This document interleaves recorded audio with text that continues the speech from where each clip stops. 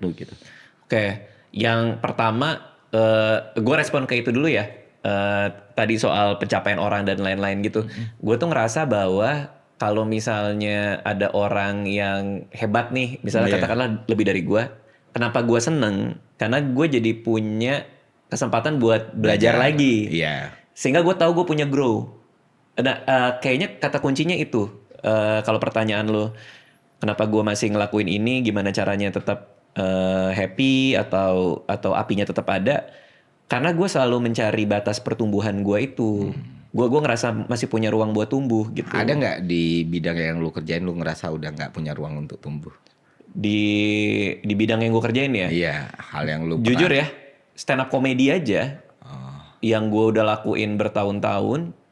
Sekarang kita lagi jalan tour keliling Indonesia, gue lagi nyiapin materi buat tahun depannya. Itu aja gue ngerasa masih ada. ruang belajar gue banyak banget. Karena ada Josh Johnson di YouTube di mana dia bikin special show seminggu sekali. Seminggu sekali bro. Biasa kita bikin setahun sekali. Ini dia Iya. seminggu sekali ditayangin di YouTube 45 menit sekali tayang. Itu aja gue penasaran gimana. Terus ada eh, Mike Birbiglia yang dia gabungin storytelling sama stand up comedy dengan begitu emosional gitu. Gue lagi ngebedah banyak stand up komedinya dia. Jadi gue selalu ngelihat kok ada lagi ya orang kayak gini. Jadi itu buat gue excited gitu. Podcast juga banyak banget materi-materi yang pengen gue tahu. Di tahun ini gue mau lebih banyak ke finance sama ekonomi juga gitu. Makanya gue lagi belajar banyak lagi soal itu gitu. Artinya untuk punya ruang itu terus sih. Oh, Menurut gue oke. artinya sih di situ sih bro. Menurut gue Untuk growth ini ya bang ya. kayaknya mungkin karena gue nggak tahu. Ini gue cuma berasumsi aja. Mungkin karena banyak YouTuber datang ke gue juga ngeluh hal yang sama. Kayak dia bilang kok gue ngerasa udah nggak fun lagi dan lain-lain. Kayaknya karena niche-nya itu sudah pengetahuan dia terhadap niche yang dia ambil itu udah mentok gitu.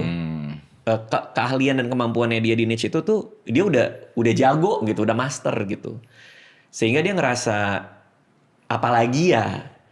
Nah, keuntungannya gua dengan tim ini adalah niche gua menjadi tidak terbatas karena vertikalnya banyak. Iya, general gitu. Heeh. Lebih Dokter Tirta datang ngomongin kesehatan, gue nggak tahu apa-apa soal itu, iya kan?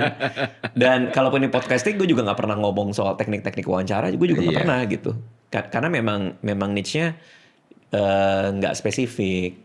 Stand up juga yang gue keluarin kan materinya emang tema, bukan gue ngajarin stand up. Konten gue juga bukan konten belajar komedi gitu. Tapi komedi gitu Tapi ya. komedi artinya kan a whole life story gue yang gue jadiin materi. Which is makin lama makin menantang tuh. Bagian aspek mana lagi yang belum gue ceritain gitu sih. Jadi menurut gue itu sih. Gue nggak tahu apakah ini secara praktikal yang bisa